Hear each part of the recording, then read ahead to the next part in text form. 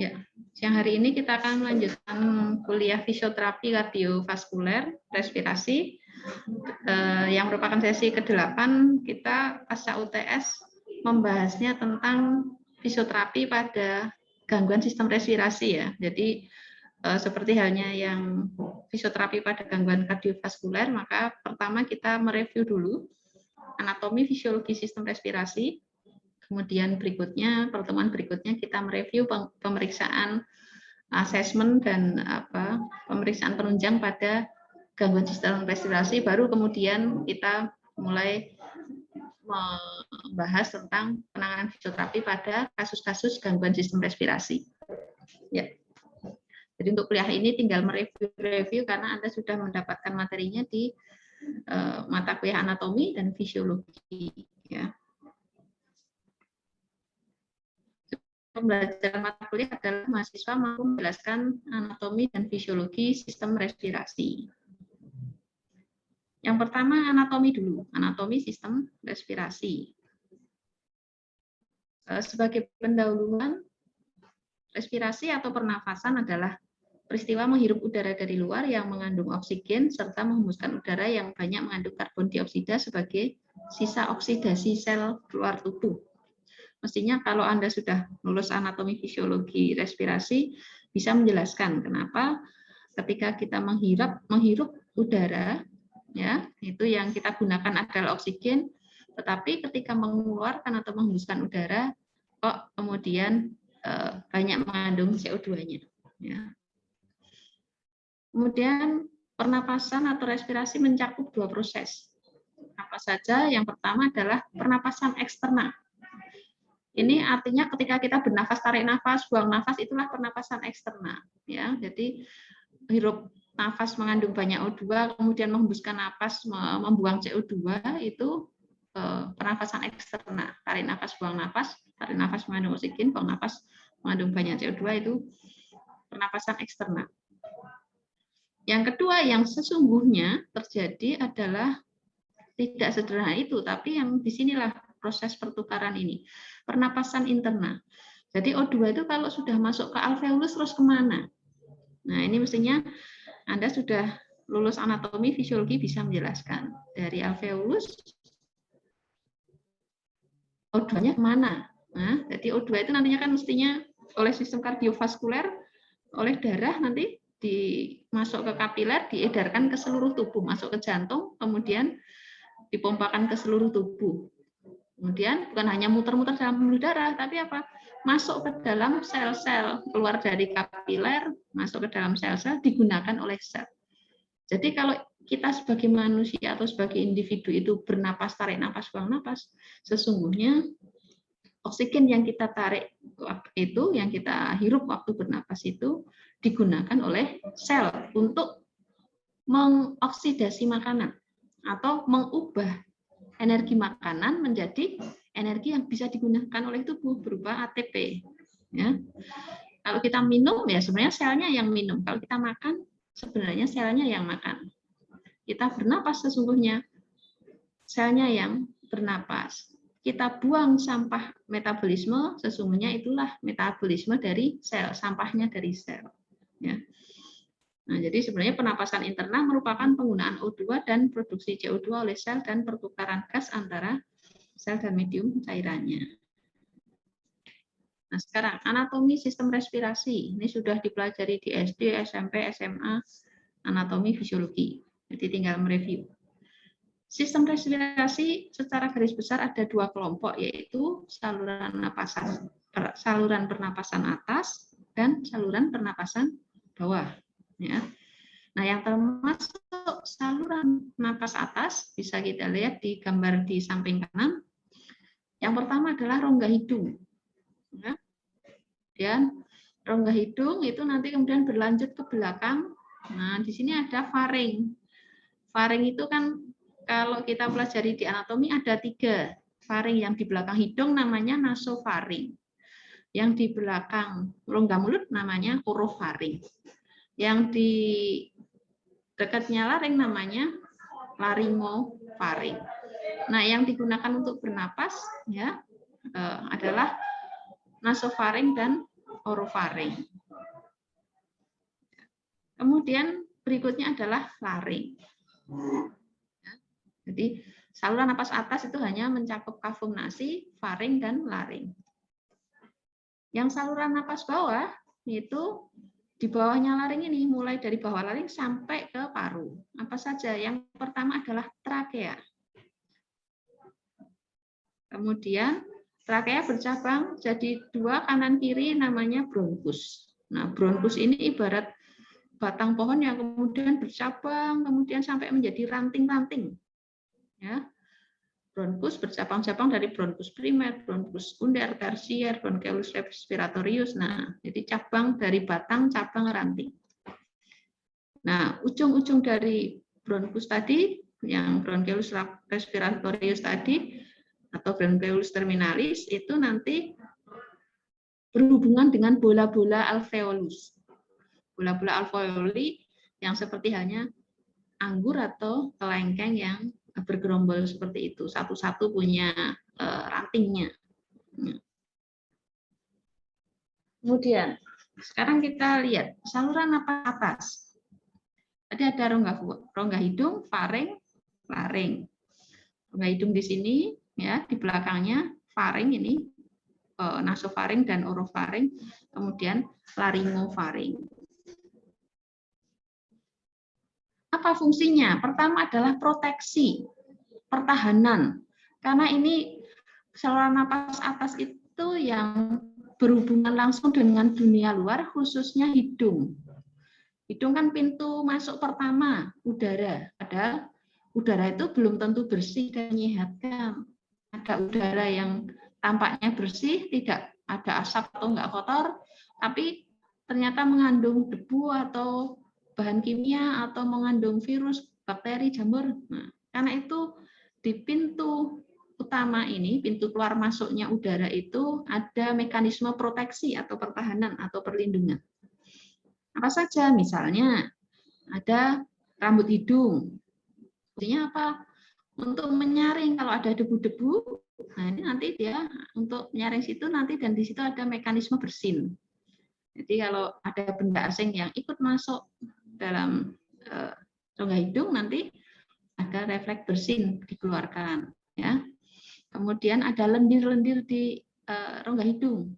Itu nanti kalau misalnya ada benda asing, ya, ada anak balita bereksperimen biji jeruk masukkan lubang hidung, gitu.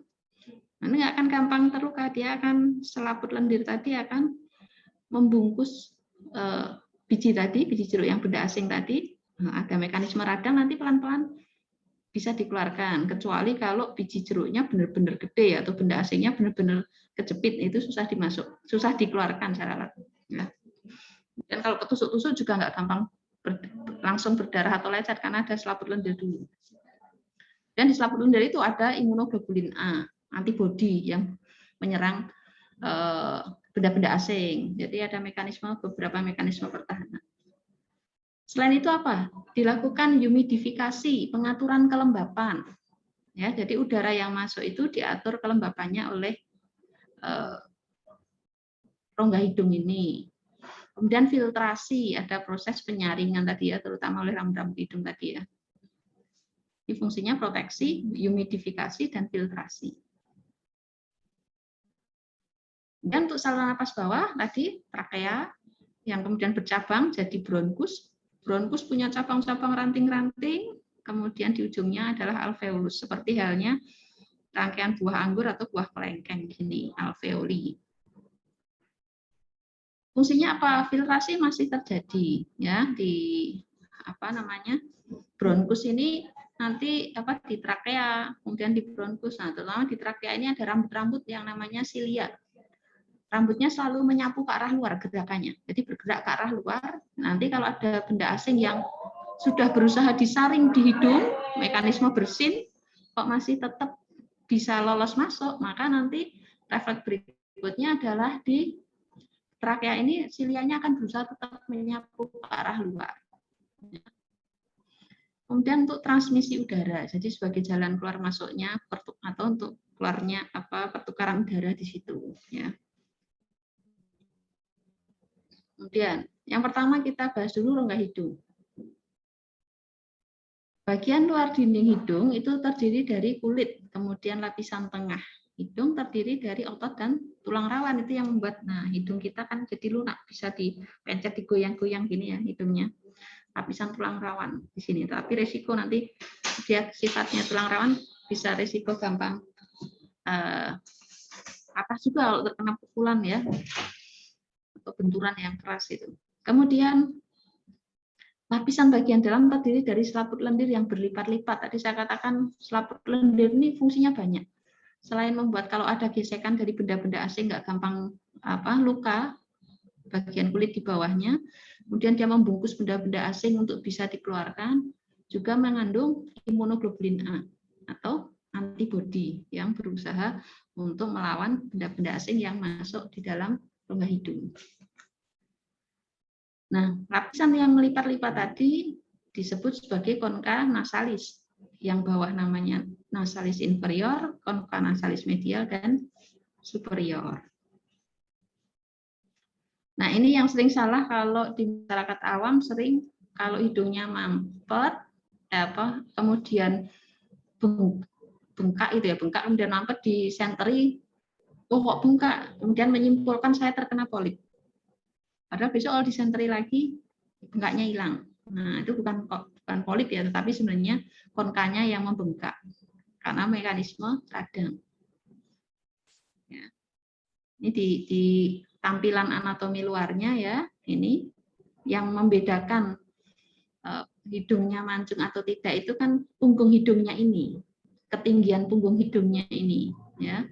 Makanya kalau operasi plastik kalau kurang mancung tinggal ini kasarannya ini ditinggikan, kalau hidungnya kegedean tinggal ini ditipiskan atau dikurangi gitu ya. Ini dorsum nasi, kemudian ala nasi atau cuping hidung, ujung hidung atau apex nasi, lubang hidung atau nares, sekat hidung atau septum ya. Nah, di sini hidung. Nah, ini yang benjolan-benjolan saya katakan tadi, lekuan-lekuan selaput mukosa itu membentuk tonjolan.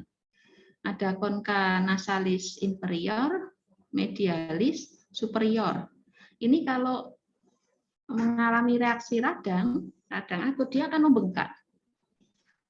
Nah, ketika bengkak menyebabkan kita hidungnya mampet, terus gitu di depan cermin loh. Kok itu kelihatan merah terus bengkak, saya terkena polip. Nah, sering kesimpulannya salah. Jadi kadang berobat, Kak, saya kena polip di hidung. Gitu. Ternyata bukan. Ternyata karena apa? Karena pembengkakan dari concha nasalis saja sebenarnya. Ya, kalau polip itu dia dari kecil membesar terus nggak akan hilang timbul gitu. Kalau ada reaksi radang kan bisa hilang timbul. Kalau radangnya sudah sembuh dia menghilang. Nah, kalau polip enggak. Kalau polip jenisnya tumor jinak, jadi kalau tumbuh dulunya kecil lama-lama membesar. Ya, kemudian kalau kita lihat nanti di mumpung gambarnya di sini ya, ini ada rongga-rongga sinus nih kelihatan nih, ada rongga sinus, rongga yang berisi udara di sini, di tulang tengkorak atau tulang wajah ada rongga-rongga sinus namanya. Sini ada sinus sphenoidalis, ini sinus frontalis di sini kelihatan. Nah, kemudian tadi dasar rongga hidung dibentuk oleh os maksila, kemudian rongga hidung berhubungan dengan beberapa rongga yang disebut sinus paranasalis. Sinus paranasalis ini terdiri dari 4 pasang, karena satu pasang kanan kiri. Jadi apa itu sinus? Yaitu rongga-rongga yang berisi udara yang terletak di tulang tengkorak dan atau di tulang-tulang wajah. Jadi ada yang di frontal, tulang frontal, namanya sinus frontalis. Ada yang di tulang maksila, namanya sinus maksilaris. Ada yang di tulang sphenoidalis, namanya sinus sphenoidalis. Dan ada yang di tulang ethmoidalis, namanya sinus ethmoidalis. Totalnya 4 pasang. Ya, nih kalau tampilan dari depan, tapi ini yang sini nggak begitu terlihat. Yang jelas terlihat itu sinus frontalis sama sinus maxillaris, karena kan agak superficial nih kalau dari anterior. Yang ini sphenoidalis dan ethmoidalis itu agak mendalam, agak dalam sana di sudut mata sebelah sana ya, agak dalam sana, jadi lebih ke belakang lagi. Ya. Nah ini berhubungan dengan rongga hidung tadi, berhubungan dengan rongga hidung. Jadi dia punya muara-muara yang berhubungan dengan rongga hidung. Nanti kalau sinusnya mengalami peradangan, kemudian salurannya tersumbat, yang harusnya berisi udara itu jadi terisi lendir, ya, lendir dan cairan radang di sini. Akibatnya apa? Dulu isinya udara, sekarang isinya lendir. Bayangkan lendir kental di situ, apalagi kalau terinfeksi bakteri berwarna kekuningan kehijauan gitu. Maka tekanannya akan meningkat. Dulu isinya udara, sekarang lendir kental di situ. Sementara ini salurannya kejepit, nggak bisa keluar. Terjadi pembengkakan selaput lendirnya di sini, keisi cairan, tekanannya meningkat, menyebabkan keluhan nyeri yang luar biasa. Awalnya ringan, tapi lama-lama nyeri, meningkat nyerinya. Kalau yang terkena sini, ya nanti yang nyeri di sini. Kalau yang terkena yang kanan, ya di kina. Kalau yang terkena frontalis, ya nanti nyerinya, jadi nyerinya tergantung area sinus mana yang terkena. Bisa jadi satu, bisa jadi sepasang, bisa jadi 2 pasang, 3 pasang, atau malah seluruhnya terkena. Namanya sinusitis. Sebenarnya peran fisioterapi ada untuk kasus sinusitis ya. Nanti kalau Anda dalam 6 bulan praktek menemukan kasus sinusitis, nanti beruntung. Karena Anda akan melihat bagaimana penata laksanaan fisioterapi pada kasus sinusitis. Itu masih jarang. Dibuat KTI bagus. Ya. Tetapi biasanya ada materi ya, yang materi ke-10 itu tentang fisioterapi pada sinusitis, tapi untuk Anda ditiadakan karena diganti sesuai yang sekarang terjadi, diganti jadi fisioterapi pada COVID-19 ya. Jadi yang sinusitis nanti baca-baca sendiri ya. Jadi ini kalau dari samping sinus frontalis, sinus maxillaris ya, agak superficial, tapi kalau ethmoidalis sama sphenoidalis itu lebih dalam lagi ya. Jadi untuk apa, kalau hanya foto dari anterior nanti yang paling jelas frontal sama maxilla. Jadi kalau dari lateral ini akan lebih jelas sinus sphenoidalis dan ethmoidalisnya.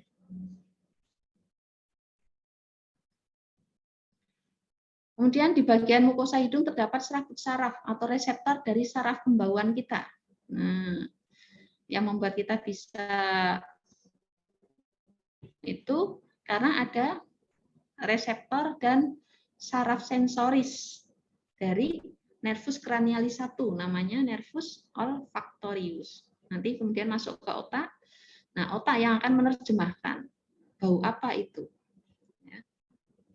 Jadi di bagian atap-atap hidung itu kan ada selaput mukosa. Nah, nanti di situ ada reseptor dan selaput saraf nervus ke-1 atau nervus olfactorius yang nanti kemudian dia akan masuk ke otak ya. Nah, namanya nervus olfactorius. Kemudian, nah ini penting, yang saya merah-merah itu penting ya.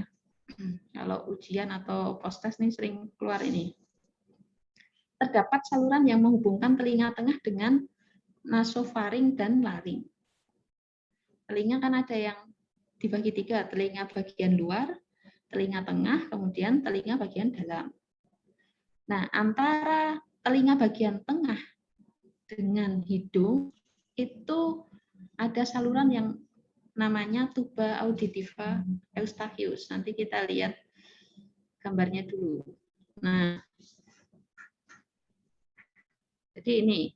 Nah, ternyata tuba eustachius antara bayi, anak-anak dengan dewasa itu berbeda. Dan itu efek klinisnya juga berbeda. Perbedaannya apa? Kalau pada bayi dan anak, ini saluran eustachius yang di sini ya, yang di gambar ini, yang menghubungkan tadi, ini nasofaring dengan telinga tengah di sana, jadi lewat dalam sana salurannya, itu kita lihat di bawahnya. Dia ini, sudutnya 0 sampai 10 derajat, relatif datar. Relatif mendatar, sudutnya hanya kecil, jadi relatif mendatar. Kemudian dia relatif mendatar, relatif lurus, dan masih pendek. Saya ulangi, pada anak relatif datar, lurus, dan pendek. Ini dicatat ya untuk kepentingan klinisnya. Sementara kalau pada dewasa, itu dia sudutnya lebih curam di sini. Ya, kemiringannya lebih tinggi sehingga dia lebih miring, kemudian lebih pendek dan agak berkelok, tidak selurus yang pada bayi. Nah, efek klinisnya apa? Efek klinisnya pada bayi dan anak itu kalau mengalami infeksi di hidung, terjadi peradangan atau rinitis atau kita bilang pilek, maka nanti kuman, entah virus, entah bakteri penyebab pileknya tadi, nanti bisa lebih mudah menyebar ke telinga tengah lewat Eustachius ini. Saya ulangi, konsekuensi klinisnya, apabila pada anak itu mengalami pilek, maka penyebab pilek, entah virus, entah bakterinya tadi, lebih mudah menyebar ke telinga tengah dibandingkan kalau orang dewasa mengalami pilek. Nah, kalau sudah nyebar ke telinga tengah, terjadilah peradangan akut pada telinga tengah, namanya otitis media akut. Ya, jadi kenapa anak kecil kalau pilek jarak seminggu 2 minggu kemudian telinganya nyeri dan keluar cairan? Orang Jawa bilang kopoken gitu. Nah, kenapa? Karena tadi kita tanyakan riwayat anak kecil kok telinganya nyeri, kemudian agak demam, kemudian telinganya keluar cairan. Kita tanya riwayat dalam seminggu 2 minggu ini, apakah si anak sering habis pilek gitu, habis batuk pilek? Biasanya iya. Jadi penyebarannya dari hidung nyebar ke telinga tengah melalui tuba Eustachius ini. Ya. Sebenarnya ini mestinya sudah Anda peroleh, tapi yang berhubungan dengan klinik penting untuk dicatat tadi. Ya. Tuba Eustachius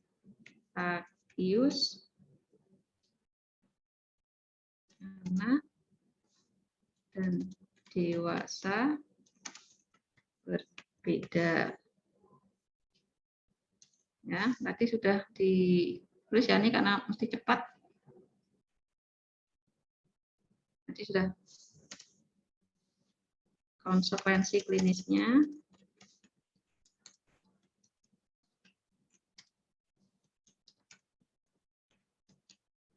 Bedanya nanti Anda tulis sendiri apa bila terjadi pilek pada anak, biasanya lebih gampang menyebar ke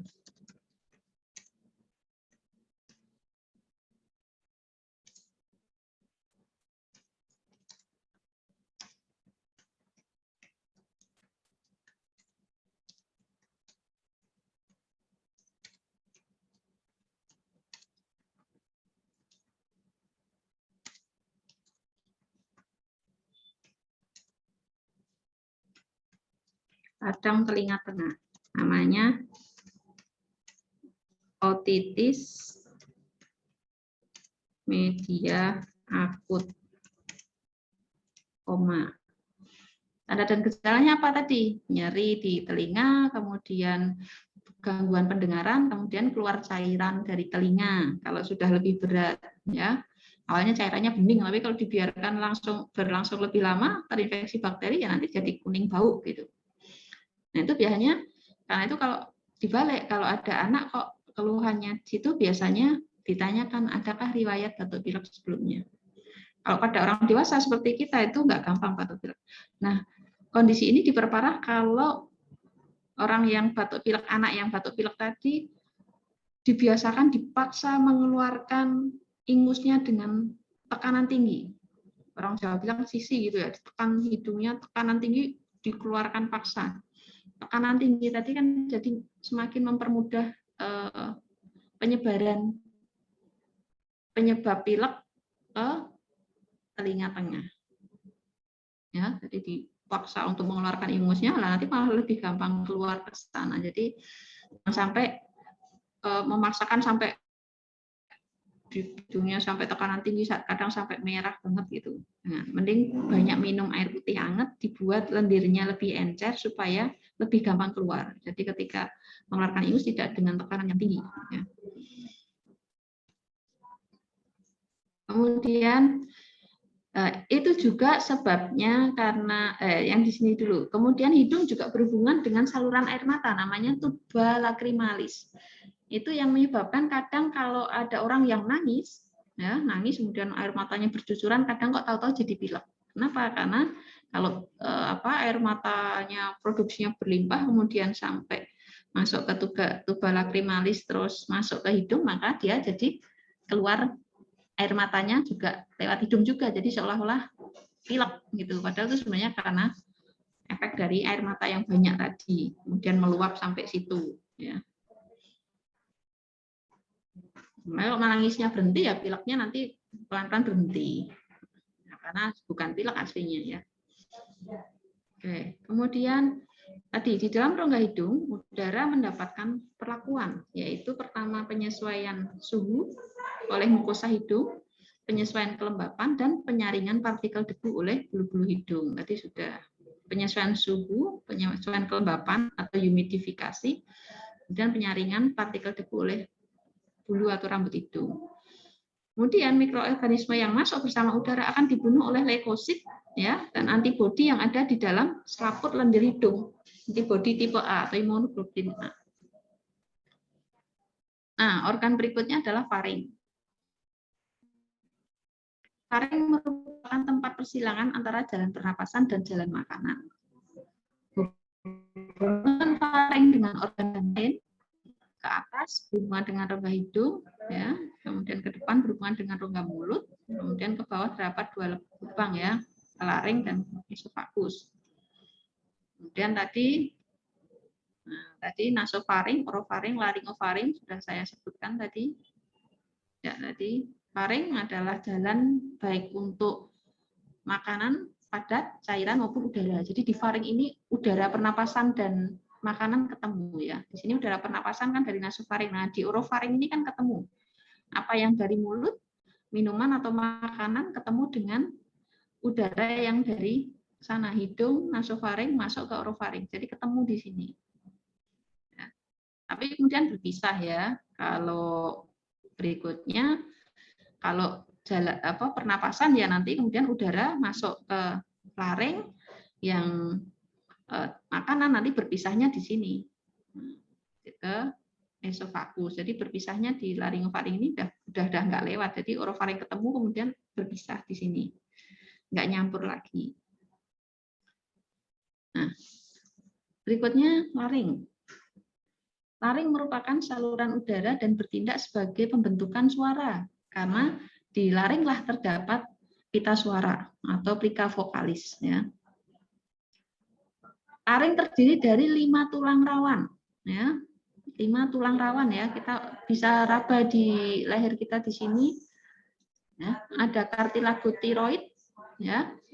Kalau pada pria yang sudah mengalami pubertas, biasanya tumbuh jakun atau Adam's apple, ya. Kemudian ada kartilago arytenoid 2 buah, kemudian kartilago cricoid, kemudian kartilago epiglotis. Nah, disinilah di epiglotis ini fungsinya menutup saluran napas saat kita minum atau makan. Kita lihat tadi kan sudah saya katakan, waktu nasofaring ini masih udara pernapasan, tapi begitu orofaring ini udara pernapasan ketemu dari apa yang di mulut. Kalau mulut habis minum atau makan nanti akan ketemu dengan minuman atau makanan tadi. Tapi kemudian berpisah, ketemu harus berpisah. Yang minuman makanan lanjut ke laringofaring dan esofagus, tapi kalau udara pernapasan masuk ke laring. Nah, ada sekat yang memisahkan supaya udara makanan dan minuman nggak masuk ke saluran napasnya. Ya, di sini ada katup yang membuka menutup ya. Dia akan menutup laring kalau minuman atau makanan mau masuk ke situ nggak akan bisa masuk. Ya. Nah, disitulah namanya katup epiglotis. Fungsinya menutup saluran napas saat kita minum atau makan. Tetapi fungsi epiglotis ini kita lihat di gambar di sini, ya, dia kan harusnya nutup di sini, nutup ke bawah sini, ya, sehingga yang diminum dimakan nggak akan masuk ke sini. Nah, fungsi menutupnya ini bisa nggak rapet kalau makannya sambil berbicara atau tertawa, ya. Intinya ada aktivitas selain makan yang berbicara, ketawa, atau apa. Nah, akibatnya dia nggak akan menutup rapat. Ketika nggak menutup rapat, maka biasanya ada misalnya cairan dari minuman atau makanan, ya misalnya makan nasi gitu, ada butiran nasi yang masuk ke sini, ke saluran napas. Maka oleh Tuhan kita sudah diberikan mekanisme proteksi berikutnya. Ketika proteksi dari epiglotis gagal, gara-gara kita makannya juga sambil bercanda, sambil ngobrol, sambil ketawa-ketawa, epiglotis nggak nutup rapat, maka ada butiran nasi masuk ke laring, maka mekanisme Tuhan berikutnya untuk melindungi adalah refleks batuk. Sehingga kita refleks tersedak. Jadi kita tiba-tiba tersedak. Tanpa kita sadari langsung muncul secara otomatis tersedak. Tersedak adalah upaya saluran napas untuk mengeluarkan benda asing dari saluran napas. Jadi berusaha untuk mengeluarkan ke sana. Ya. Seperti itu. Nah, ini yang di sini ini kita lihat di laring itu ada pita suara. Nih, gambaran pita suara ya. Pita suara ini kalau digunakan berlebih atau overuse nanti bisa terjadi peradangan. Misalnya ada kompetisi nyanyi tiap hari, nyanyi kemudian dia lolos terus, jadi tiap hari tampil terus, padahal misalnya semalam dia nyanyi 2 atau 3 lagu misalnya. Sementara kalau pagi dia kemudian latihan, jadi kan overuse, digunakan terus-terusan. Nah, ini bisa timbul peradangan. Atau beberapa kasus artis yang baru terkenal, artis internasional, konser keliling dunia. Baru laris-larisnya konser keliling dunia dipakai terus, kalau pas nggak konser dia latihan, kemudian konser lagi. Akhirnya di akhir-akhir membatalkan konser di negara mana gitu gara-gara peradangan di area pita suaranya. Karena kalau dipaksakan justru bisa semakin rusak dan dia kehilangan suara emasnya tadi. Jadi tidak overuse. Kalau mahasiswa misalnya demo teriak-teriak berlebihan, nah nanti akan terjadi peradangan sehingga suaranya serak-serak gitu ya dan nyeri rasanya. Nah, berikutnya adalah trakea. Hidung, faring, laring, kemudian trakea. Trakea ini merupakan lanjutan dari laring dibentuk oleh 16-20 cincin yang terdiri dari tulang rawan berbentuk seperti huruf C. Sebelah dalam trakea diliputi oleh selaput lendir yang berbulu getar disebut sel bersilia. Rambut getarnya namanya silia. Tadi sudah saya katakan dia bergerak menyapu ke arah luar. Tujuannya apa? Membuang benda asing atau mikroorganisme yang masuk bersama udara napas. Jadi dia bergerak menyapu ke arah luar. Nah, kita lihat. Ini trakea tadi, kalau diiris potong melintang, gambarnya di samping ini kartilago yang berbentuk huruf C, tulang rawan berbentuk huruf C. Jadi tidak bundar seperti cincin, tapi ada area yang nggak ada tulang rawannya. Ini anterior, sana posterior ya. Jadi di bagian depan itu C, jadi yang membuka belakang, jadi langsung otot yang di bagian belakang. Sementara yang depan mengelilingi kanan kiri ini ada kartilagonya. Nah, ini kalau irisannya, irisan anatomi kadaver ya. Kita lihat trakea seperti ini.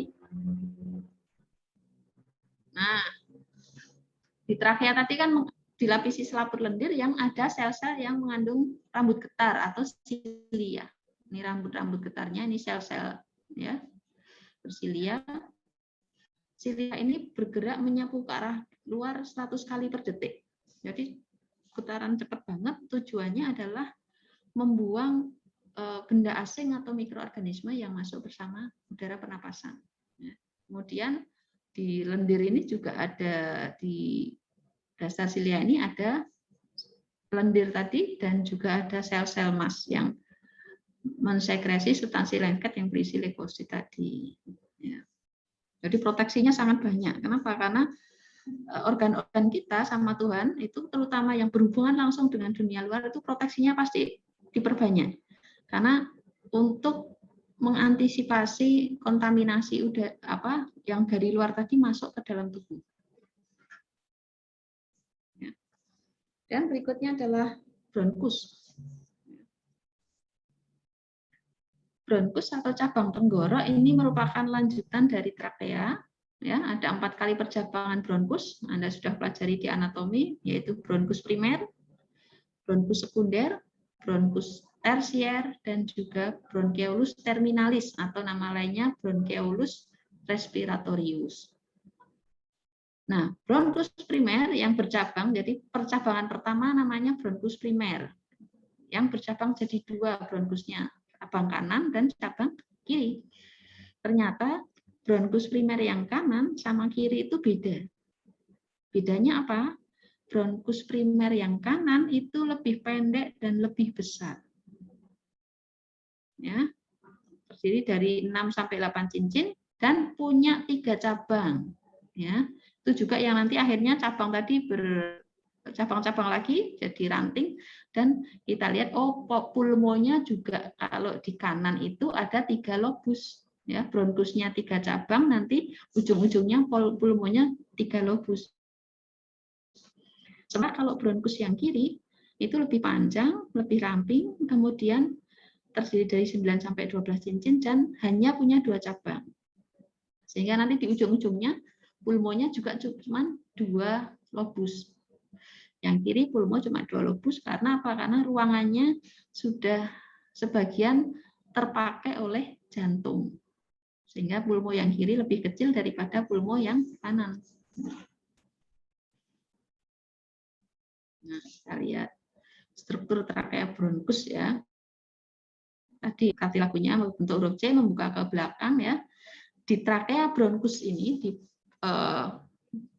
perbatasan trakea bronkus ini potensial terjadi sumbatan jalan napas. Ini kalau beberapa kasus itu sumbatannya ada yang misalnya bakso, itu beberapa kasus sampai meninggal pada anak-anak. Jadi ada kasus yang anaknya baru anak bungsu ini baru tidur malam-malam, ayahnya pulang bawa oleh-oleh bakso, kemudian oleh kakaknya dia dibangunkan. Nah, saking sayangnya dibangunkan, udah disiapin di mangkok, kemudian disuapin langsung. Padahal si anak bangunnya itu belum benar-benar bangun sadar penuh. Bahasa kita masih ngumpulin nyawa itu ya, jadi masih setengah tidur, setengah terjaga belum ini. Tapi disuapin bakso kulit sama kakaknya. Nah, dia kan nelan tapi belum dengan sadar penuh. Akhirnya mengalami tersedak. Ya, dan karena sumbatannya gede sehingga nggak bisa keluar, dalam hitungan menit, 10 menit meninggal. Ya. Beberapa kasus selain ada juga kasus ini kalau Idul Adha yang sering itu mengalami adalah lansia, terjadi obstruksi dari daging kambing atau daging sapi. Koyor, bikin sate atau apa itu ya, koyor kalau orang Jawa bilang, yang kenyal, ya, bagian yang kenyal, nah, masuk ke situ. Ada masuk, jadi salah masuk yang dari makanan sampai masuk. Tuh. Sampai terjadi sumbatan, pertolongan pertamanya kalau segera loh ya, ini kalau masalahnya sumbatannya biasanya kan terjadinya nggak di rumah sakit, biasanya baru makan-makan di warung atau di rumah itu seringnya. Itu kemudian pakai manuver Heimlich dan teman-teman berusaha dikeluarkan, nggak bisa-bisa ya, akhirnya nggak tertolong. Tapi kalau dengan cepat ini nanti bisa dibuatkan lubang irisan, sehingga nanti ngasih bantuan nafasnya dari lubang yang di sini, nggak lewat itu. Anatomi bronkus tadi dari trakea ini bronkus cabang pertama, bronkus primer, percabangan kedua, bronkus sekunder, kemudian cabang ketiga, bronkus tersier. Di ujungnya bronkeolus respiratorius. ya. Dan di bronkus ini kalau kita lihat ada otot polos bronkus, ya. Dan di dalamnya ada selaput lendir. Nah, pada kasus asma bronkiale,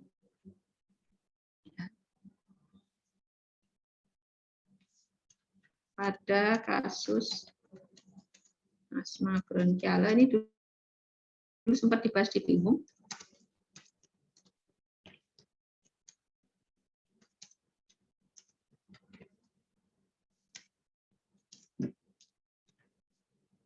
Pada kasus asma bronkiale, pasien mengalami sesak napas itu karena 3 hal.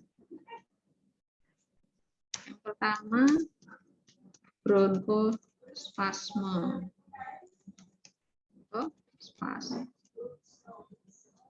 Otot polos bronkus spasme. Mengkeret itu ya, jadinya bronkusnya jadi mengkeret.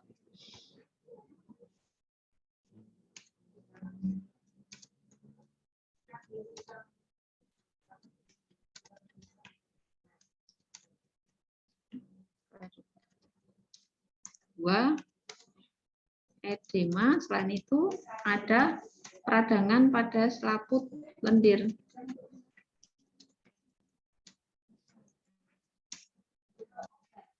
Sudah mengkeret, bagian dalamnya bengkak.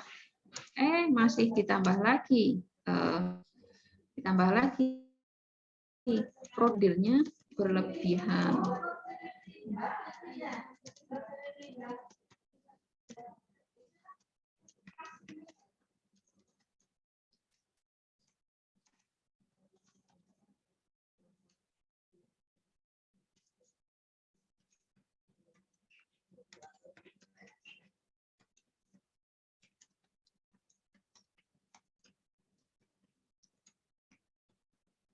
Nah, akhirnya timbul sesak nafas yang berbunyi seperti pelit yang disebut dengan wheezing.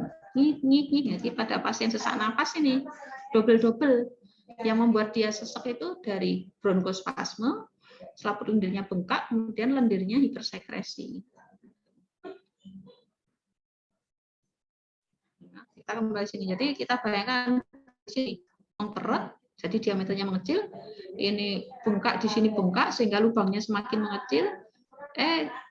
Yang tersisa tadi terisi banyak lendir. Nah, kita bayangkan sesaknya luar biasa. Maka nanti solusinya kalau kita sudah bicara solusi, ya solusinya 3 hal tadi dihilangkan. Yang bronkokonstriksi dilebarkan dengan obat. Yang bengkaknya dikempeskan.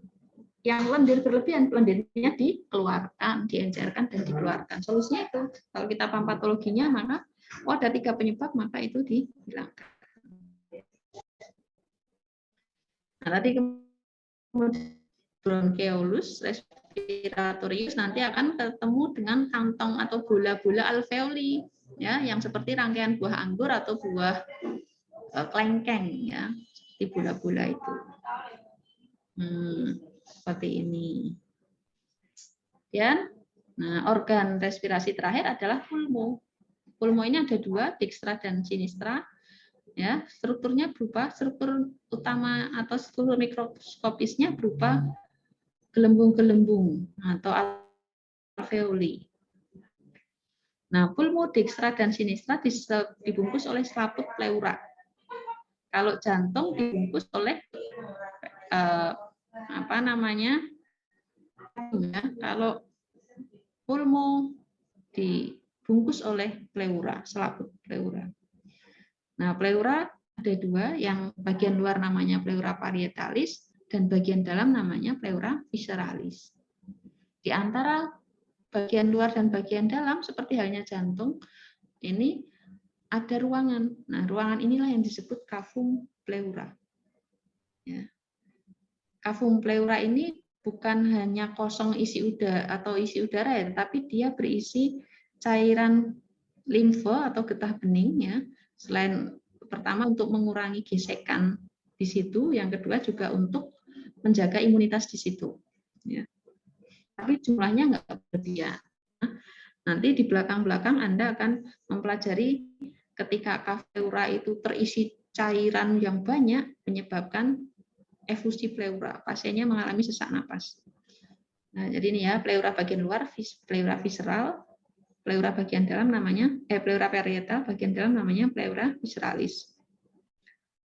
Ya, kemudian ini pleura visceral bagian dalam, parietal bagian luar. Di tengah-tengahnya ada cavum pleura.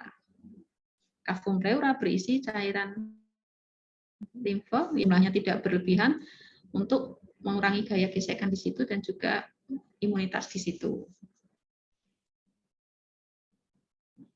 Pulmodikstra terdiri dari 3 lobus. Nah, ini yang saya tekankan adalah Anda sudah belajar respirasi, anatomi respirasi sebenarnya dari SD, SMP, SMA, kemudian anatomi fisiologi ya. Nah, seorang fisioterapis harus paham struktur pulmo sampai segmen-segmen yang di sini. Kenapa? Pada pasien misalnya pneumonia, kemudian tuberkulosis, COVID, dan kawan-kawan. Anda nanti salah satu tindakannya adalah mengeluarkan tumpukan lendir yang di jalan napas pasien dengan mengatur posisi mereka. Kemudian Anda lakukan manipulasi, entah tepukan, entah latihan batuk, dan lain-lainnya. Nah, pengaturan posisi tadi namanya postural drainase. Nah, postural drainase itu pengaturan posisinya benar kalau Anda paham letak tumpukan lendirnya di mana. Oh, kalau letaknya di lobus superior, segmen apikal, itu posisinya harus begini. Oh, kalau letaknya di lobus inferior, di segmen superior atau apikal, itu pengaturan posisinya begitu. Beda-beda. Kalau ngatur posisinya salah, bisa jadi yang tujuannya membantu mengeluarkan lendir atau sputum dari paru, masuk ke dalam bronkus ya, keluar supaya nanti akhirnya ke trakea dan lain-lain, nanti dengan batuk efektif bisa keluar, nanti malah bisa keliru gara-gara salah posisi sehingga malah nyebar, sputumnya malah nyebar gitu. Jadi harus paham betul anatomi paru. Sekali lagi anatomi paru sampai segmennya, bukan hanya paru itu lobus kanan, lobus superior, medial, inferior. Nggak sampai gitu, tapi harus paham lobus superior itu terdiri dari 3 segmen, kal, posterior, anterior. Lobus medius itu sampai ini. Nah, ini. Ya. Nih, Anda harus paham sampai gambar ini. Harus paham, lobus superior itu terdiri dari 3 segmen apikal, segmen anterior, segmen posterior, dan seterusnya. Ini harus sampai ini, karena seorang fisioterapis punya banyak peran dalam gangguan respirasi. Ya, nah salah satu perannya adalah membantu pengeluaran jalan napas dengan pengaturan posisi yang namanya postural drainase. Postural drainase bisa berhasil bila posisinya benar. Posisinya benar kalau Anda tahu letak sputumnya di segmen mana. Kalau nggak tahu letak sputumnya di segmen mana, bisa jadi Anda pemosisian pasiennya juga keliru. Karena itu penting, gambar ini harus bisa dipahami. Ya. Alveolus terdapat sekitar 100 juta alveoli dalam tiap pulmo. Dinding alveolus tipis lapis terdiri dari sel-sel epitel dan endotel. Alveolus berdekatan langsung dengan kapiler pulmoner, dan alveolus merupakan tempat terjadinya pertukaran gas ya. Jadi masing-masing bola, ibaratnya masing-masing anggur, masing-masing kelengkeng ini ada jaring-jaring kapiler. Nah, disitulah terjadi pertukaran. Nanti ketika kita tarik nafas, O2 masuk hidung, faring, laring, trakea, bronkus, bronkeolus, kemudian alveolus. Nanti kemudian O2-nya dari alveolus ke kapiler. Tukeran, kapiler ngasih apa? Kapiler ngasih CO2. CO2-nya dari kapiler masuk ke alveolus, kemudian balik dari alveolus masuk ke cabang-cabang bronkus, masuk ke trakea, masuk ke laring, faring, hidung, keluar waktu menghembuskan udara. Ya, ini jaring kapiler, disinilah pentingnya. Mungkin yang sudah sebagian besar kemarin saya lihat sudah saya data yang mengikuti ikuti bina dari awal, oh pada COVID itu kenapa pasiennya sesak? Ternyata mekanismenya banyak. Ya, salah satunya apa yang terjadi pada pulmonya. Berikutnya, fisiologi pernapasan. Nah, komposisi udara pernapasan itu oksigennya waktu kita hirup itu sekitar 20,90%. Sementara ketika kita mengeluarkan napas, itu oksigennya berkurang jadi 14,60%, kemudian CO2-nya bertambah dari 0,03 menjadi 5,60. Nah, kemudian ada pernapasan, yaitu inspirasi dan ekspirasi. Inspirasi itu waktu tarik napas atau menghirup udara. Yang ekspirasi itu pengeluaran udara atau membuang napas. Kemudian dua jenis pernapasan, pernapasan dada, ya, sama pernapasan perut, ya, atau pernapasan diafragma. Ya. Pernapasan dada terjadi karena kontraksi dan relaksasi dari otot-otot interkostalis. Pada orang dewasa itu biasanya pernapasannya pernapasan dada. Sementara pada anak-anak itu biasanya pernapasan perut. Ya, kita lihat di sini. Ini pernapasan dada dibantu oleh otot-otot interkostalis. Sementara kalau pernapasan perut dibantu oleh otot diafragma yang ada atau membatasi antara rongga perut dengan rongga dada. Ya, otot diafragma. Diafragma itu sebenarnya sebuah otot, ya, bentuknya seperti kubah masjid begitu. Ketika relaksasi dia seperti kubah masjid, tapi kalau kontraksi dia justru mendatar. Sambil kalau mau ada pertanyaan silakan ya, seperti biasanya. Nanti bisa chat atau bisa langsung raise hand atau langsung bersuara, silakan. Nah, pernapasan dada itu tadi, ketika tarik napas itu terjadi akibat kontraksi dari otot-otot interkostalis. Ketika inspirasi itu terjadi karena otot-otot interkostalis yang di sela-sela iga ini berkontraksi sehingga dia akan mengangkat iganya, mengangkat kosta. Ketika kosta terangkat maka rongga dada menjadi lebih besar ruangannya. Ya, nanti ada gambarnya. Jadi ketika kontraksi, kosta terangkat, maka rongga dada membesar. Kita bisa sambil menekan di dadanya sendiri ya, sambil dipraktekkan. Ketika tarik nafas, rongga dadanya membesar. Tetapi konsekuensinya adalah ketika rongga dadanya membesar, maka tekanan di dalam intratorakal atau di dalam dada akan turun. Ya. Nah, tekanan yang menurun tadi menyebabkan pulmonya mengembang, ya. Sedangkan tekanan intrapulmonar mengecil, kemudian udara masuk ke pulmo. Sementara kalau ekspirasi itu terjadi karena otot interkostalisnya atau yang di sela-sela iga ini berkontraksi, relaksasi. Ketika dia rileks, maka kosta akan turun. Ketika kosta turun, rongga dada akan mengecil. Tekanannya meningkat. Tekanan meningkat di dalam rongga dada, tekanannya meningkat membuat pulmonya mengempis. Nah, itu yang kemudian membuat udara keluar dari pulmo. Nah, sementara kalau pernapasan perut tadi dia terjadi akibat dari kontraksi dan relaksasi dari otot diafragma.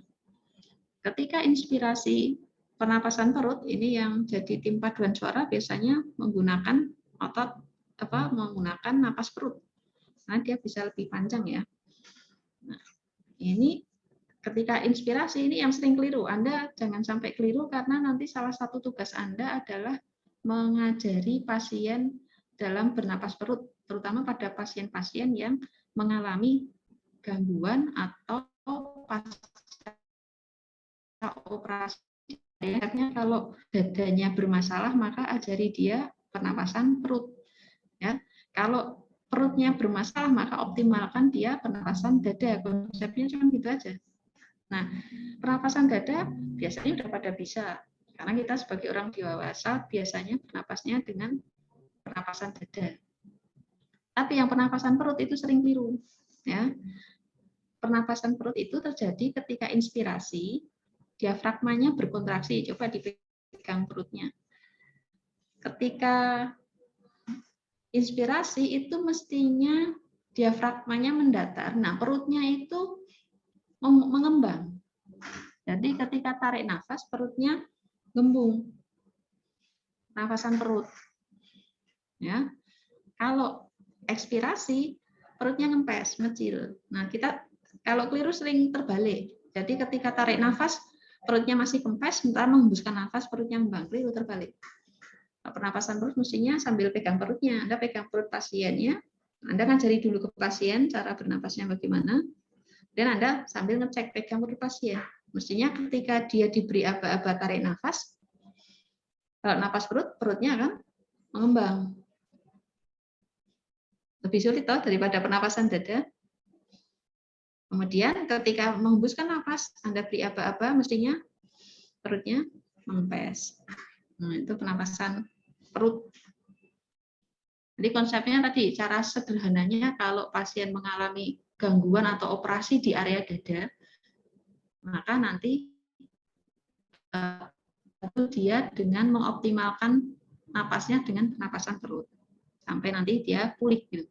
Kemudian ketika ada gangguan di perut atau operasi-operasi di area perut, bantu dia dengan mengoptimalkan pernapasan dadanya. Nah, kalau orang ibu hamil itu mestinya kan ada fisioterapi pada kehamilan ya. Itu mestinya latihannya latihan napas perut. Fokus di perut karena untuk fungsinya untuk ngejan ya. Bukan napas dada tapi napas perut, fokus bagaimana nanti supaya mengejannya lancar. Nah, ini bedanya ya, pernapasan dada dengan pernapasan perut. Ketika tarik napas ya, kalau napas dada ini tadi otot-otot interkostalisnya kontraksi sehingga rusuknya terangkat. Sementara inhalasi pada pernapasan perut itu terjadi akibat tadi diafragmanya kontraksi. Kalau diafragma kontraksi dia turun. Yang tadinya seperti kubah masjid ketika turun jadi mendatar posisinya. Sementara perbedaan ekspirasi kalau pada pernapasan dada itu terjadi karena muskulus interkostalisnya relaksasi sehingga menyebabkan kostanya turun. Tadi kan terangkat terus kembali ke posisi semula. Nah, kalau pernapasan perut terjadi karena muskulus diafragmanya relaksasi atau kembali ke posisi semula, membentuk kubah lagi. Bedanya di situ.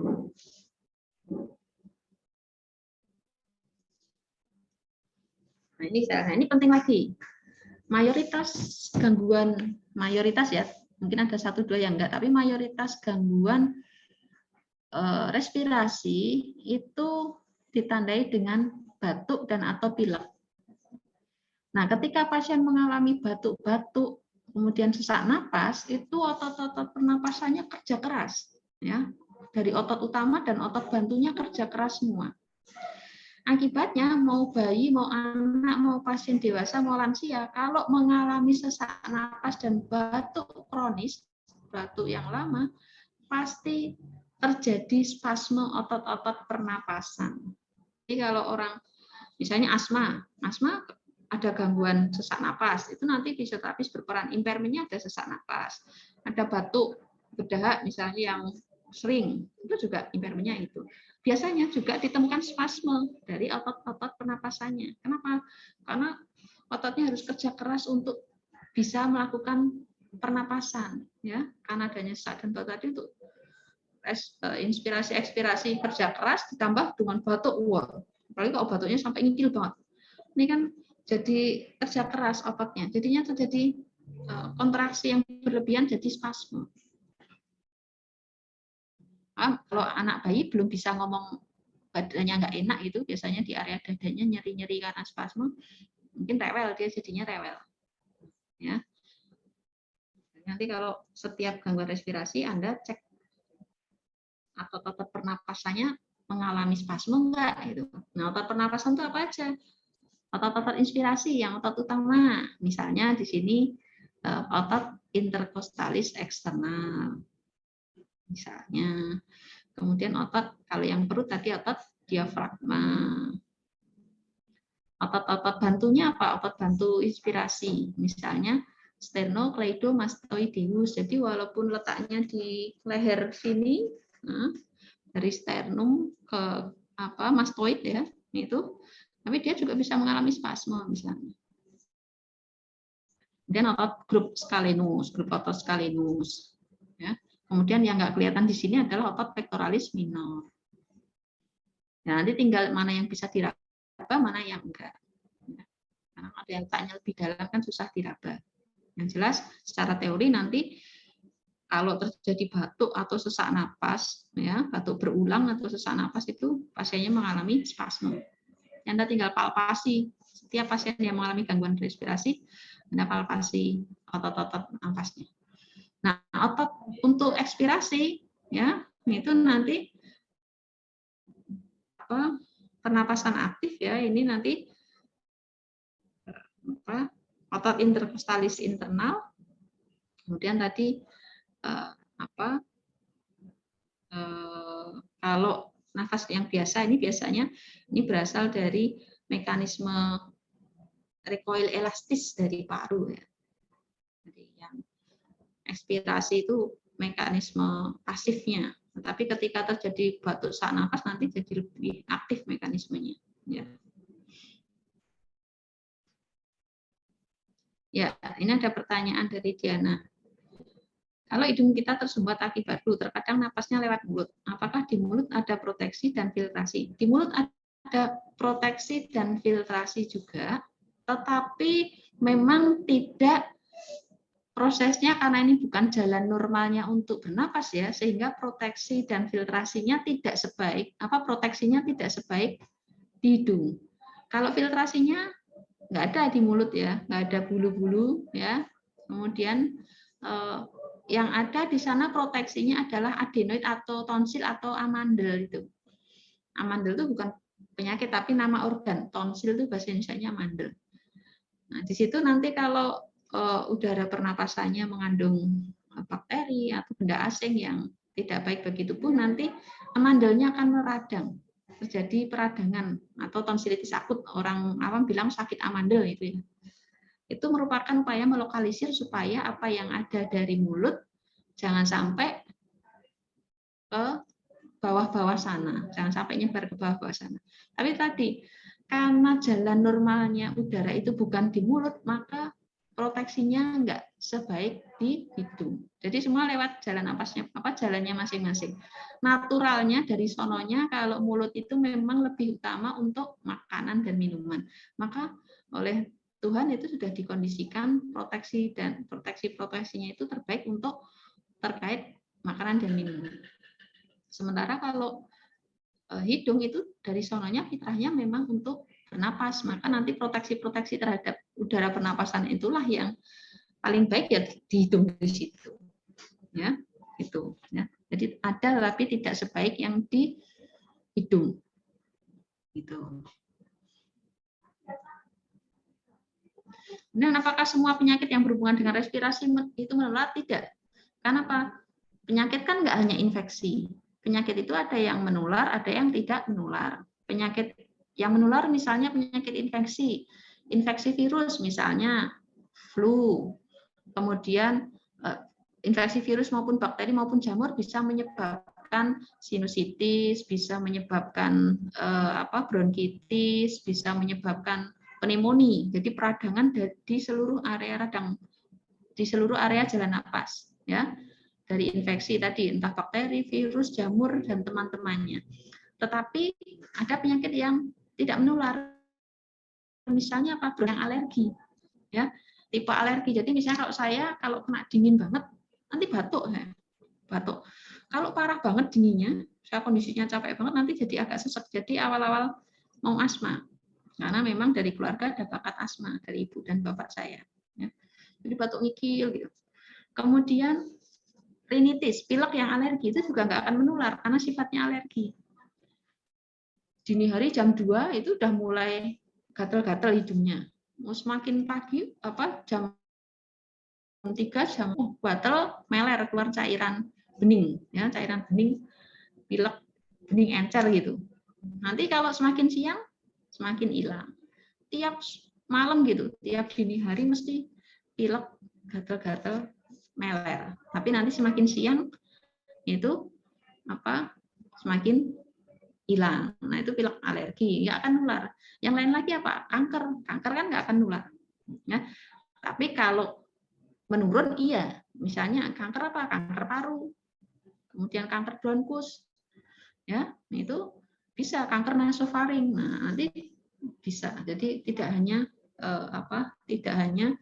penyakit yang menular. Dan dari Ganang pertanyaan, kalau pilek pas kena air bisa sembuh nggak? Kalau cuma sekedar air tok, itu insya Allah nanti dengan pertahanan yang ada nggak apa-apa. Dalam catatan orangnya kondisinya fit ya. Tetapi kalau misalnya kondisinya baru nggak fit, baru begadang, kurang tidur, telat-telat makan, baru stres tinggi, kan gara-gara kehujanan, gara-gara kemasukan air bisa jadi terinfeksi bisa jadi nggak sekedar kena air, tapi nanti berlanjut jadi peradangan dan infeksi. Kenapa? Karena airnya kan nggak steril. Air itu mengandung biasanya tetap di dalamnya ada mikroorganisme patogen. Kalau orang daya tahannya kuat, walaupun kemasukan air, udah nanti terus hilang. Tapi tadi berhubung baru banyak begadang, telat-telat makan, terus stres, daya tahan tubuhnya turun, maka ketika ada mikroorganisme masuk, ya dia kalah, sehingga akhirnya habis itu misalnya pilek, demam misalnya gitu. Jadi tergantung daya tahan tubuh masing-masing ya. Saya lanjut lagi. Jadi ada beberapa pertanyaan lewat chat ya. Nah, kemudian ingat tadi yang saya katakan, kita tarik nafas, buang nafas itu namanya pernapasan eksternal. Jadi udara kayak oksigen waktu tarik nafas itu masuk ke hidung, masuk ke faring, laring, trakea, bronkus. Bronkus tadi cabang-cabang ya, primer, sekunder, tersier, kemudian bronkeolus terminalis. Dan masuk ke alveolus. Nah, alveolus tadi kan bungkus oleh jaring-jaring kapiler. Disitulah terjadi pertukaran oksigen dan CO2. Oksigen dari alveolus masuk ke kapiler, CO2 dari kapiler masuk ke alveoli. Pas kita buang napas, tadi alveoli udah berisi CO2. Ya, dari pertukaran yang di atas nanti alveoli berisi CO2. Nah, CO2 tadi naik ke bronkeolus, kebalikannya. Tadi masuk, sekarang keluar, balik. Bronkeolus terminalis, tersier, sekunder, primer, bronkus, trakea, laring, faring, hidung, dan kita membuskan CO2. Pertanyaannya, oksigennya kemana, CO2-nya dari mana? Nah, jawabannya itulah yang terjadi pada pernapasan internal. Nah, pada pernapasan internal yang tingkat seluler, tadi saya katakan, ketika kita sebagai individu itu bernapas, sesungguhnya sel kitalah yang bernapas. Ketika kita minum makan, sesungguhnya yang minum makan itu nantinya sel kita. Makanya tiap diri adalah pemimpin, dan pemimpin akan dimintai pertanggungjawabannya. Kenapa? Karena dia memimpin triliunan sel-sel yang masing-masing hidup di dalam tubuhnya. Kalau dia pola makannya jelek, ya nanti dia sel-sel di dalam tubuhnya juga jelek. Kalau minumnya, makannya, istirahatnya jelek, nanti dalamnya juga jelek. Ya, pola pikirnya, stresor dan lain-lain jelek, ya udah sel-selnya jadi jelek juga. Gitu. Ini bertanggung jawab. Ya, jadi rohani itu harus memandu jiwa dan raga. Ya, roh itu ibarat softwarenya. Jiwa raganya itu raga dan jiwanya itu hardware-nya, ininya harus bisa memandu.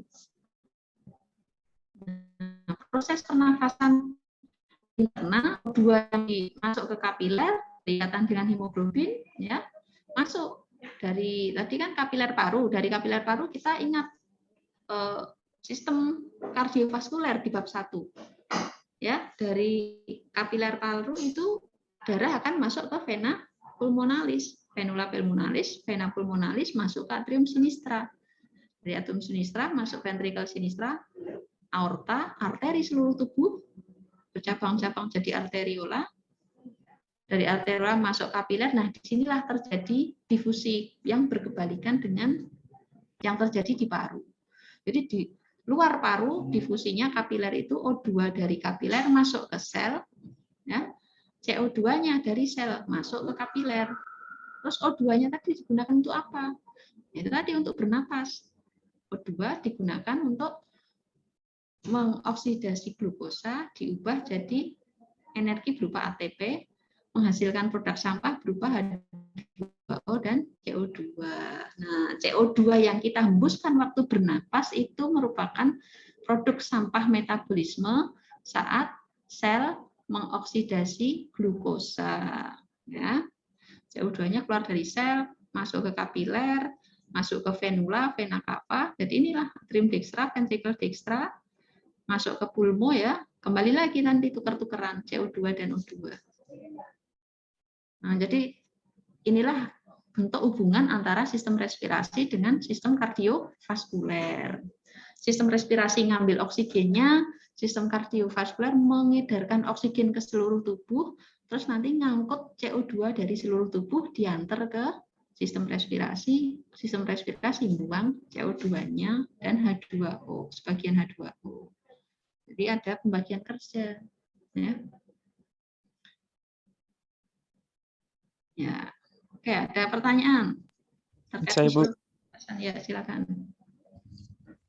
Bagaimana kalau misalnya CO2 kehirup, Bu? Bagaimana proses pernapasan itu?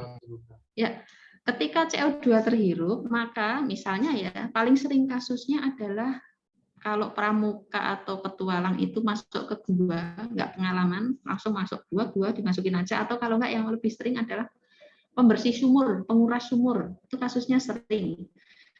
Yaitu sumur sudah tua, misalnya sudah tinggal pemiliknya rumah kosong, terus ini mau ada yang ngontrak atau mau beli, kemudian diminta oleh pemilik yang tadi lama untuk menguras atau membersihkan sumurnya, langsung masuk aja. Lah di dalam tahu-tahu sesak, lemes. Nah, biasanya apa? Mereka keracunan CO2. Kenapa? Ketika CO2 masuk tadi, jadi prosesnya sama dengan yang di sini. Inspirasi ini ya, cuman ini diganti CO2-nya. CO2 tadi masuk ke hidung, faring, laring, trachea, bronkus tadi, bronkus primer. Intinya nanti kemudian masuk ke darah yang di sini, di proses pernapasan internal. Kenapa? CO2 itu sama oksigen itu sama-sama berikatan dengan hemoglobin. Nah, ketika tarik nafas nanti kan kemudian oksigennya yang dari pulmo, dari alveolus nanti kan diambil kapiler. Nah, di sana oksigennya diangkut oleh hemoglobin. Ketika yang di sini, ketika kapiler tubuh tuker-tukeran sama darah, sama selnya ngambil oksigen, kemudian ngasih CO2, CO2-nya juga diangkut oleh hemoglobin. Nah, ketika orang menghirup CO2 banyak, maka itu menghalangi hemoglobin untuk berikatan dengan oksigen, karena hemoglobin sudah banyak berikatan dengan CO2. Nah, ketika CO2-nya masuk darah, nah kemudian terjadilah ini reaksi, jadi oksigen nggak bisa masuk ke tubuh. Kenapa? Karena hemoglobinnya sudah berikatan dengan CO2, jadi kayak saingan. Nah, akibatnya apa? Nanti otak jadi karena darah mengandung CO2 yang tinggi, otaknya keracunan CO2. Ya, orangnya dengan segera mengalami sesak napas dan langsung mati lemas. Gitu. Kasus-kasus ini banyak kejadian di kasus pembersih sumur yang lawas gitu, atau yang masuk gua, yang gua belum dijamah menemukan terus penasaran masuk gitu. Makanya biasanya kalau cara sederhananya kan pakai menyalakan api biasanya. Nyalakan obor atau api untuk penanda. Kalau oksigen itu kan membuat nyala, apinya semakin nyala. Jadi kalau obornya masuk ke gua atau masuk ke sumur, mestinya kalau kayak oksigen dia tetap nyala atau apinya. Kalau masuk ke gua atau sumurnya apinya atau obornya langsung mati, berarti di situ banyak CO2.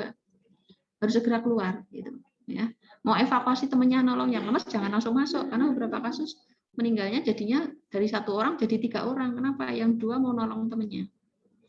Jadi kalau tekanan CO2-nya terlalu tinggi di situ, ya sudah, orang yang menghirup di situ bisa hemoglobinnya berikatan dengan CO2, kemudian oksigen nggak bisa ini, apalagi oksigen di situ memang minimalis, ya sudah, kadar CO2 darah tinggi, otak akan terracuni oleh CO2 dan dia akan mati lemas, kebiruan tubuhnya, sesak napas dan mati lemas. Ya. Beda dengan kasusnya kalau masih CO2-nya sedikit, misalnya baru masuk sumur, yang satu sudah turun ke bawah, tahu-tahu yang belakangan masuk udah lihat temennya kok lemes.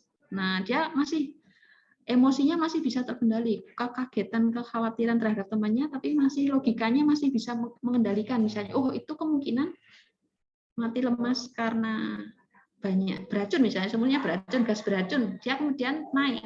Jadi dia baru sempat, dia juga batuk-batuk tersengal-sengal, baru kemudian segera naik. Nah itu berarti baru menghirup CO2 dikit, jadi yang berikatan dengan hemoglobin juga baru dikit, ketika naik dia dapat oksigen bebas, pelan-pelan kan nanti juga akan batuknya dan seseknya akan berkurang. Gitu. Tapi kita kan biasanya ketika ada emosi tinggi, ketakutan, kecemasan, itu kaget itu kan kemudian panik, logikanya nggak jalan, jadi langsung berusaha nolong. Akibatnya biasanya yang keracunan itu nggak cuma satu, tapi beserta para penolongnya yang nggak pakai proteksi itu. Kalau mau nolong biasanya terus ada tim yang pakai masker khusus ya, jadi bisa masuk dengan aman. Itu ya. Ada lagi pertanyaan? Ini biasanya yang cara-cara sederhananya tadi pakai obor tadi penandanya. Beda lagi dengan gas CO. Gas CO juga sama, tadi ketika tekanannya tinggi di situ banyak kandungan CO, gas monooksida, bukan CO2 tapi CO, nanti karbon monoksida, nanti dia juga berikatan dengan hemoglobin sehingga mengganggu oksigen untuk mau berikatan dengan hemoglobin susah karena sudah banyak yang terikat dengan CO. Nah, CO-nya tadi akan mengganggu enzim yang digunakan untuk respirasi seluler. Sama, orangnya juga akan membiru, sesak napas, membiru, mati, meninggal dengan cepat. Kasusnya seringnya pada misalnya bayi atau anak yang ditinggalkan, paling sering ya yang membuat mereka meninggal, ditinggalkan di parkiran atau di dalam mobil terkunci rapat.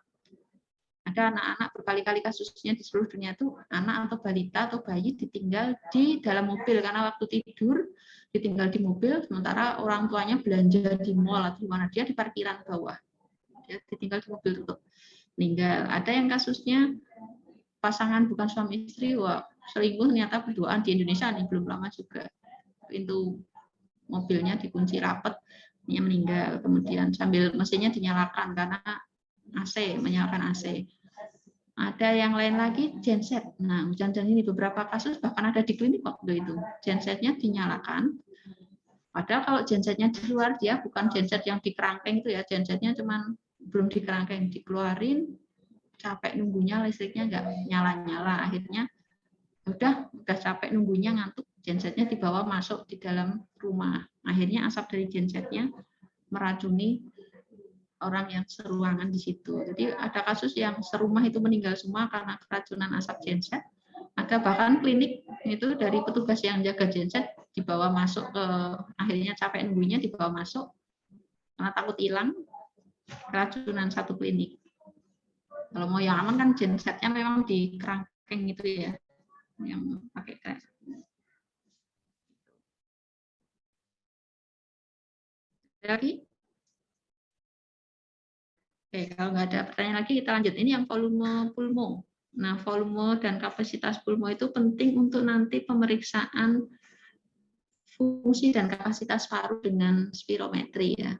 Ada namanya volume tidal, volume cadangan inspirasi, volume cadangan ekspirasi, dan volume residu. Ya, ini bisa Anda baca sendiri yang di sini. Ini juga iya. Nah, yang sering di kapasitas bisa Anda baca sendiri. Nah, Anda sebagai fisioterapis nanti salah satu perannya adalah nanti memeriksa fungsi dan kapasitas paru dengan alat yang namanya spirometri. alat spirometri. Ini nanti ada monitor, kemudian ini kayak EKG itu ya ada kertas bergulung yang nanti ketika dinyalakan, dimulai pemeriksaannya dia akan keluar gitu membentuk grafik. Grafiknya nanti sesuai dengan yang ada di monitor. Ini pasiennya sebelumnya posisinya duduk atau berdiri, hidungnya dijepit, bukan jepit jemuran ini, jepit khusus ya, untuk jepit hidung, supaya tidak bernapas lewat hidung.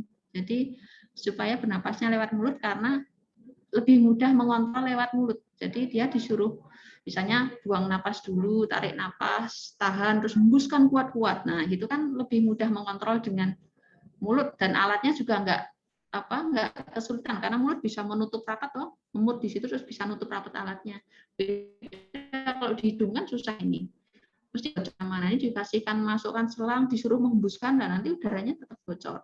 Jadi pemeriksaannya lewat mulut supaya tadi lebih rapat nutupnya, kontrolnya lebih mudah. Ya. Misalnya kita lihat di pemeriksaan spirometri.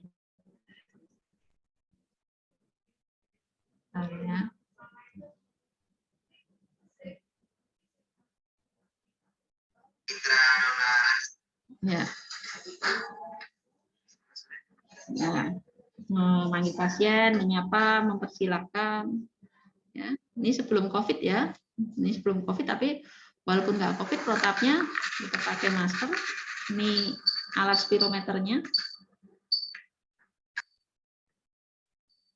Ya, dia setting dulu berdasarkan data pasien, namanya siapa, umurnya, jenis kelaminnya, itu nanti dientrikan dulu di situ tanggal pemeriksaannya.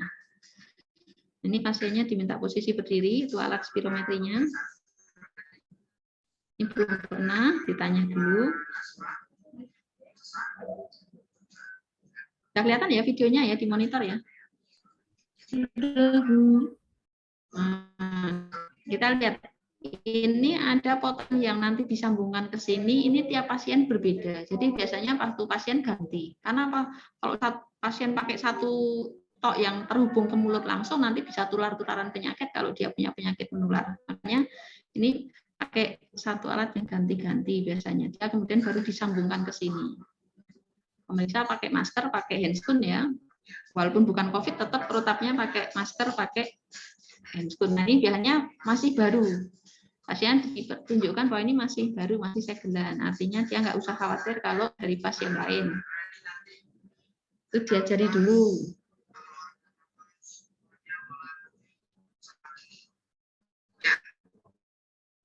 Napas pertama biasa saja, tarik, kemudian 2, tarik lagi, kemudian yang terakhir tarik nafas dalam dikit, kemudian hentakkan sekeras mungkin sampai. Nah, jadi diajari dulu dengan tanpa alat dulu. Nah, ini harusnya hidungnya dijepit. Nah, ini penjepit hidungnya supaya dia tidak gembos lewat hidung.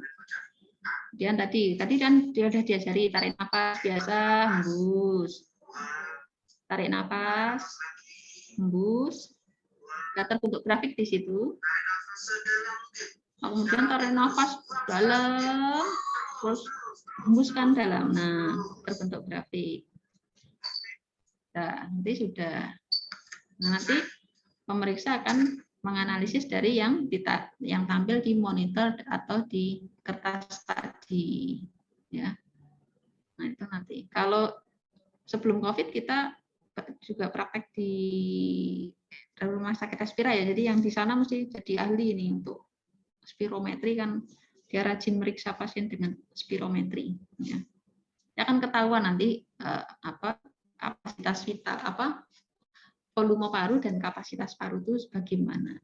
Untuk pembacaan spirometri tidak dibahas di sini, mestinya sudah Anda peroleh di mata kuliah lainnya. Gitu. Oke, sebelum saya tutup, apakah ada pertanyaan? Ada pertanyaan lagi atau tidak? Ya.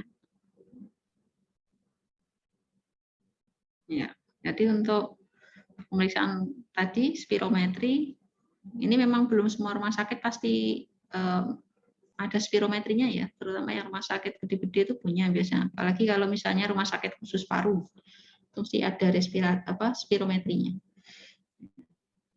Biasanya untuk menegakkan diagnosis, misalnya pasien asma, PPOK itu nanti pakai spirometri, kemudian atau mengevaluasi kemajuannya. Nah hasilnya nih kalau kita yang sehat saja nanti hasilnya beda. Anak-anak dewasa dengan lansia pasti beda. Yang bagus kan dewasa muda yang sehat. Sama-sama dewasa muda laki-laki sama perempuan beda. Sama-sama laki-laki, yang satu perokok, yang satu enggak. Hasilnya mesti bagus yang bukan perokok biasanya. Bukan perokok, yang satu terlatih, biasa latihan atau olahraga, yang satu tidak. Ya beda hasilnya.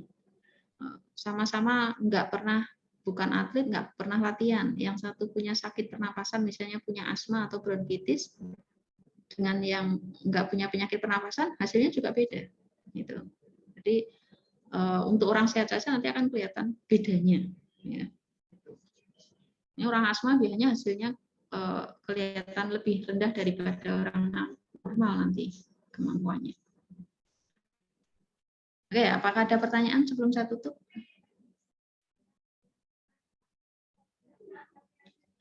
Tidak ada?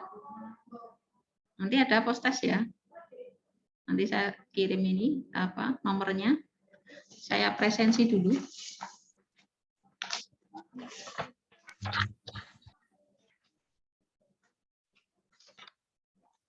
Ana Amalia. Hadir, Bu. Damar Isani. Hadir, Bu. Dika Meta. Diana Pratiwi. Derajat Adi. Hadir, Bu. Eli Zulfa. Hadir, Bu. Danang Apriandi. Ganang kemana tadi habis tanya? Helmi Bakhtiar. Hadir, Bu. Lenggar Trapsiladi. Lenggar. Ya, Cok. Ya, Ayu. Oh, dia. Lutfi Ayu.